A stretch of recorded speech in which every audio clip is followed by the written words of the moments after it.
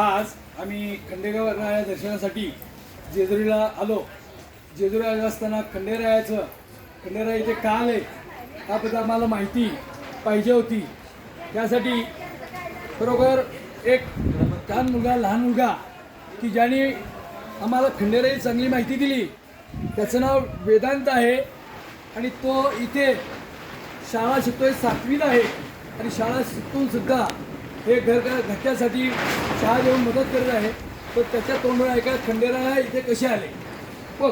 आणि आहे ना पाण्यावरती एक धनगर बाबा ते जुन्या गडावर न्यायचे पाणी आणि एक विहिरीस ठेवले म्हातारा झाला.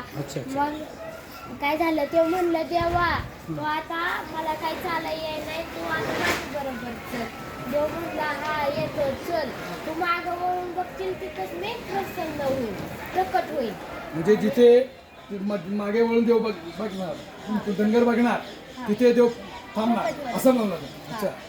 आणि मग त्याला वाटतं की गडावर येतो, त्याला वाटतं की देव आलेच नाही आपल्या पाठीमागे. अरे हा. आणि मग देव तिथेच मागे वळून बघतो आणि तिथं देव प्रकट होतो. म्हणजे त्याला असं वाटलं की देव माझ्या मागे आले, त्यांनी मागे बघितलं, देव आलेत का बघितलं, तर देवाला समजलं आणि मागे बघितलं म्हणून खंडोबा तिथेच प्रकट झाले. वा वा, छान गोष्ट सांगितलीस तू, आम्हाला माहिती दिलीस, तुझं अभिनंदन. तुला खंडेराया असं चांगलं यश देईल. येळकोट येळकोट येळकोट येळकोट.